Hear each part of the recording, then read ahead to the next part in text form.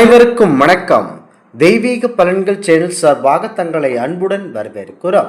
இன்று நம் காணொலியில் காண விரும்புவது தீபாவளி அன்று வெற்றி அளிக்கக்கூடிய முக்கியமான சிறப்பு பூஜைகளை பற்றித்தான் இந்த காணொலியில் பார்க்க போகிறோம். வாருங்கள் காணொலிக்கு செல்லலாம். மறக்காமல் ஒரு சப்ஸ்கிரைப் செய்யவும். குடும்பத்தில் செல்வ செழிப்புக்காக செய்யப்படும் பூஜை லக்ஷ்மி குபேர பூஜை ஆகும். இது செல்வத்துக்கு அதிபதியான ஸ்ரீ மகாலட்சுமியையும் அதனை காக்கும் குபேரனையும் ஒரு சேர வழிபாடு பூஜையாகும். இந்த பூஜையானது ஒவ்வொரு வெள்ளிக்கிழமை மற்றும் வியாழக்கிழமை தினங்களில் செய்யலாம். இதேபோல தீபாவளி திருநாளிலும் இந்த பூஜையை செய்தால் மாபெரும் வெற்றி அடைவீர்கள். தீபாவளியை ஒற்றி மக்கள் செய்யும் வழிபாட்டில் குபேரலட்சுமி பூஜை வழிபாடு முக்கியத்துவம். பெண்கள் மட்டுமல்ல, ஆண்களும் விரதம் இருந்து லட்சுமி குபேர பூஜை செய்யலாம். பூஜைக்கான ஏற்பாடுகளை தீபாவளிக்கு முந்தைய நாள் இரவே செய்து வைத்தது நல்ல பலனாகும்.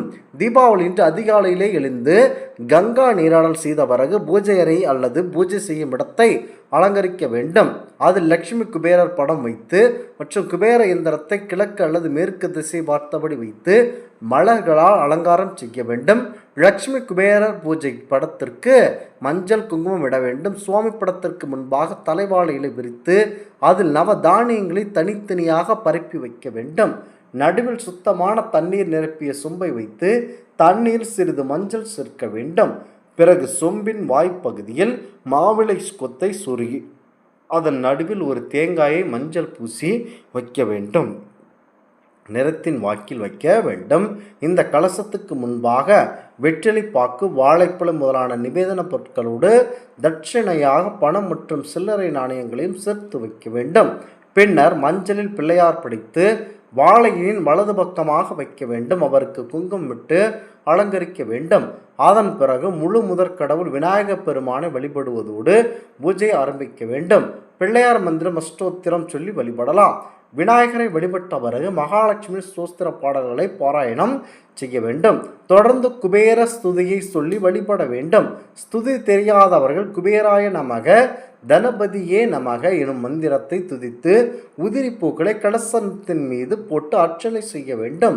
அர்ச்சனை முடிந்ததும் வாழைப்பழம் காய்ச்சி, முக்கியமாக வாழைப்பழம் காய்ச்சிய பால், பசும்பால், பாயாசம் ஆகியவற்றை லட்சுமி குபேரருக்கு நைவேத்தியமாக செய்து கற்பூர தீப தவனை காட்டி பூஜையை நிறைவு செய்ய வேண்டும். தாம்பூலத்தில் வைத்திருந்த தட்சணை ஏழை சுமங்களுக்கு கொடுப்பது சிறப்பு. தீபாவளி என்று லட்சுமி குபேர பூஜை செய்வதனால் சங்கடங்கள் மற்றும் காரிய தடைகள் நீங்கும். கடன் பிரச்சனையிலிருந்து விடுபடலாம். இல்லத்தில் செல்வம் பெருகும் என்பது ஐதீகமாகும். முக்கியமாக உங்களுடைய வாழ்க்கையில் அனைத்து வெற்றிக்கான ஒரு பாதையை வழிவகுக்கும் எனவே சொல்லப்படுகிறது. முக்கியமாக தீபாவளியில் மாபெரும் சிறப்பு என்னவென்றால் அந்த பூஜை முறைகள் தான். தீபாவளி என்பது மிக முக்கியமான கொண்டாட்டமான நாள் என்பதுடன் மகாலட்சுமியின் அருள் பெறுவதற்கும் ஏற்ற நன்னாளாகும். இந்த நாளில் கண்டிப்பாக செய்ய வேண்டிய முக்கிய பரிகாரங்களை செய்தால் நம்முடைய வாழ்க்கையில் மாபெரும் அந்த கஷ்டம் நீங்கி செல்வம் செழிப்பு அதிகரிக்கும். தீபாவளி எனப்படும் தீபாவளி திருநாள் ஒவ்வொரு ஆண்டும் மிகுந்த ஆரவாரத்துடன் கொண்டாடப்படுகிறது. ஆண்டுதோறும் ஐப்பசி மாத அமாவாசை தினத்தில் தீபாவளி பண்டிகை கொண்டாடப்படுவது வழக்கம். முக்கியமாக இது ஆண்டின் மிக இருண்ட இருளாகவும் கருதப்படுகிறது. இது இந்துக்களின் மிக முக்கியமான பண்டிகையில் ஒன்றாகும். இது கொண்டாட்டத்திற்குரிய நாள் மட்டுமின்றி மிக முக்கியமான ஆன்மீக நாளாகவும் கருதப்படுகிறது.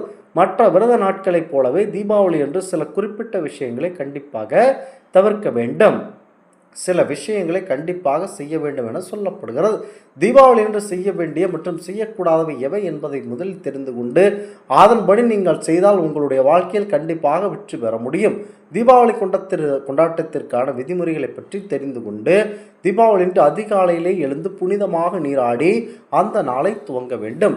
நீங்கள் குளிக்கும் நேரத்தில் ரோஜா இதழ்கள், உப்பு மற்றும் மஞ்சள் ஆகியவற்றை கலந்து குளிப்பதனால் எதிர்மறை ஆற்றல்கள் நீங்கும்.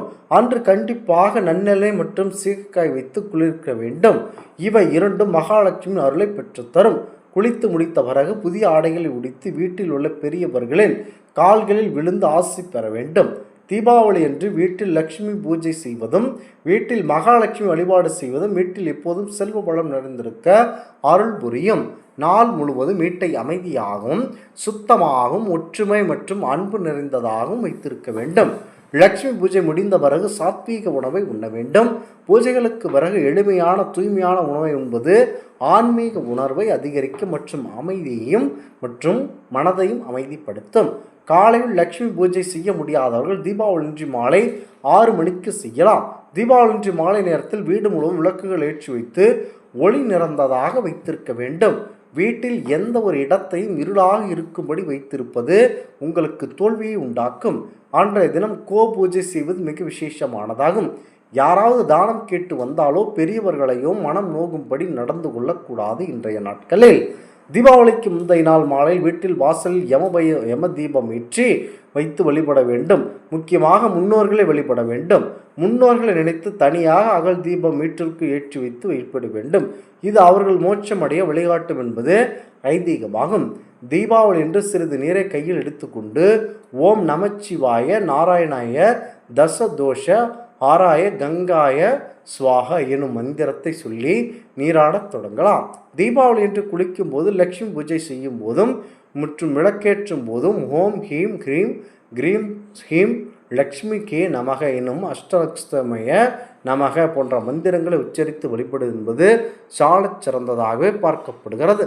முக்கியமாக உங்களுடைய வாழ்க்கையில் வெற்றி பெறும் என்றால் பூஜை மற்றும் தீபாவளிக்கான லட்சுமி குபேர பூஜை செய்வதனால் உங்களுடைய வாழ்க்கையில் மாபெரும் வெற்றி அடைவீர்கள் என்பது பற்றி கூறப்படுகிறது. இந்த ஆன்மீக தகவல் உங்களுக்கு பிடித்து இருந்தால் தெய்வீக பலன்கள் சேனலை கண்டிப்பாக சப்ஸ்கிரைப் செய்து கொள்ளவும். மீண்டும் ஒரு நல்லதொரு காணொளியில் உங்களை சந்திக்கிறோம். நன்றி, வணக்கம்.